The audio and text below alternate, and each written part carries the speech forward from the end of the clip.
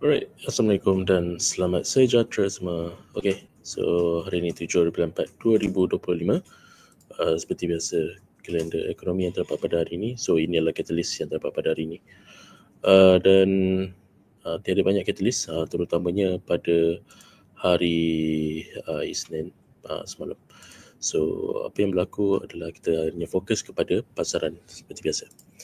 Alright, so untuk Bitcoin buat masa kini ianya didagangkan rendah sehingga ke paras 78,000 US dollar disebabkan oleh pelabur menjual pegangan aset spekulasi tersebut untuk likuidasi kepada tunai untuk berlindung nilai daripada sentimen semasa yang boleh menjejaskan portfolio mereka, terutamanya daripada sentimen berkenaan tentang tarif daripada Donald Trump dan sebagainya yang boleh menjejaskan portfolio pada ketika ini. So kalau kita tengok beberapa instrumen, walaupun ianya adalah instrumen safe haven ataupun aset-aset yang sepatutnya kita expect akan didagangkan dalam keadaan yang positif, tetapi buat masa kini didagangkan dalam keadaan tertekan dan juga penjualan berlaku, terutamanya dalam pasaran komoditi emas. So kita tak boleh nak expect yang apabila berlakunya sesuatu dekat dalam pasaran, aset-aset seperti ini akan menyebabkan kenaikan harga. Jadi kemungkinan besar perkara-perkara seperti ini kita perlu lihat daripada sudut yang berbeza, terutamanya daripada fundamental pada ketika ini yang lebih cenderung kepada isu dalaman dan juga secara global, terutamanya daripada segi peperangan dan juga tarif yang dikenakan di Amerika Syarikat kepada negara-negara, terutamanya di Asia juga terkena dengan tarif pada ketika ini. Dan yang seterusnya, kalau kita lihat daripada sudut pemerhatian tempoh jangka masa panjang, paras harga telah pun mulai jatuh apabila telah pun mencapai rintangan psikologi ataupun psychological resistance level, dan selepas itu terdapatnya profit taking dan mengalami kejatuhan. Walaupun pada tempoh hari apabila Donald Trump take over White House, beliau menjanjikan akan regulate pasaran kripto ini, tetapi perkara di sebaliknya telah pun berlaku dan seterusnya telah menyebabkan penjualan terus berlaku akibat daripada tarif yang dikenakan terhadap negara-negara yang dikenakan tarif pada ketika ini.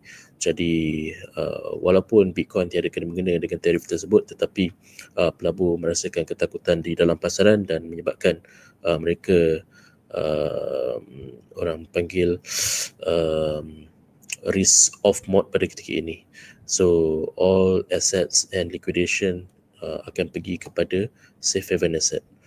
Walaupun aset di dalam financial ini terlampau banyak, tetapi kita kena pilih mana satu yang betul pada ketika ini, kerana walaupun saya nampak adanya confusion dekat dalam pasaran disebabkan oleh aset-aset sebagai contohnya mata wang US dollar pun safe haven juga, tetapi ianya tidak mendapat perhatian pada ketika ini, dan seterusnya pelabur memasuki ke dalam yen, CHF dan gold juga mengalami kejatuhan lately. Jadi perlu berhati-hati kerana daripada sudut sentimen of course bearish, tetapi instrumen safe haven itu sepatutnya dalam keadaan bullish, tapi pada ketika ini ianya tidak berlaku. Alright, so yang seterusnya untuk West Texas Intermediate membuat technical rebound untuk tempoh jangka masa singkat disebabkan di paras sokongan, tetapi trend major trend masih lagi kekal dalam keadaan bearish pada ketika ini, disokong oleh sentimen bearish yang berada dekat dalam pasaran. Jadi daripada sudut technical dan juga daripada sudut fundamental, it is in line.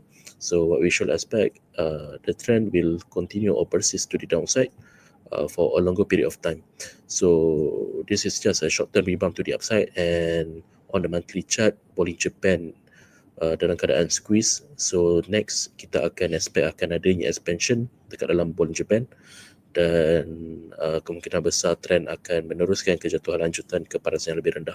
Dan kalau kita lihat bearish candlestick ini juga dalam keadaan yang agak besar, so momentum penjualan masih lagi berlaku, and apa yang kita boleh expect, walaupun ianya telah pun mencapai paras sokongan di carta bulanan, tetapi kejatuhan kemungkinan besar akan berlaku dengan lebih mendalam lagi dan seterusnya kenaikan ini hanyalah bersifat sementara di carta yang lebih rendah saja. Alright, so itu sajalah perkongsian saya untuk hari ini dan semoga kita jumpa lagi pada esok hari dan juga di masa yang akan datang. Assalamualaikum, terima kasih dan selamat sejahtera. Bye-bye.